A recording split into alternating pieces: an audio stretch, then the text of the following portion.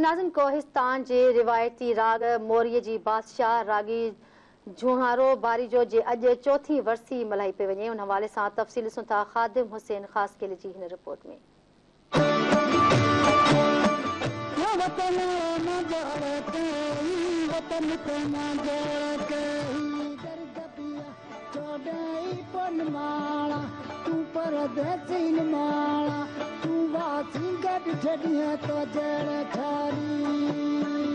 लगभग मुनी सदी अॻु जामशोर ज़िले जे आख़िरी दंग बेली ठप जे ॻोठ अयूब बारिजे में अखि खोलींदड़ सुरनि ऐं साज़नि जे बादशाह जूंझार बारिजे जी अॼु चौथी वरसी आहे।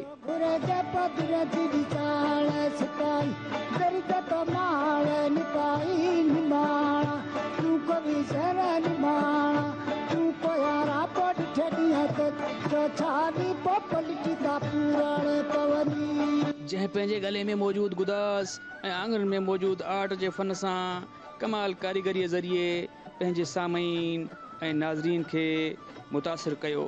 कोहिस्तान जे हिन रवायती राग मोरे में हिन फनकार कोहिस्तान जे इलाइक़नि ऐं महबूब जे वसफ़ुनि खे तस्बीह जे मणियुनि वांगुरु पोयो आहे।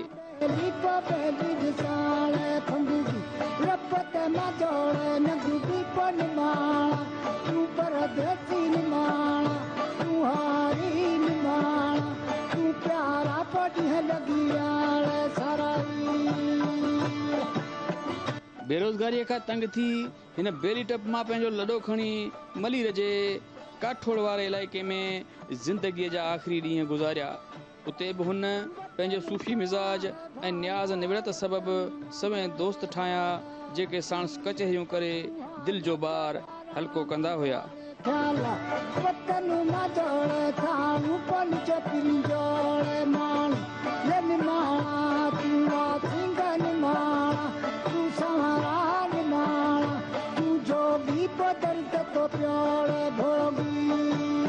हुन पीटीवीअ समेत रेडियो पाकिस्तान ते बि पंहिंजे फन जो जादू जगायो, पर सकाफ़त खाते जी अख पूर सबबु बीमारीअ जे बिस्तरे ते उस्ताद मोहम्मद जुमन, उस्ताद मोहम्मद यूसुफ ऐं ॿियनि फनकारनि वांगुरु सिंध जो ई महान कलाकार पिणु अॼु खां 4 साल अॻु अॼोके ॾींहं ते पंहिंजे ख़ालिक़ हक़ीक़ीअ सां वञी मिलियो ऐं संदसि दात ऐं फन बि साणस गॾु हमेशह जे लाइ दफ़न थी विया। ख़ादिम ख़ासकेली, धरती टीवी न्यूज़, तोंग, कोहिस्तान। छानी पोपली की पूरा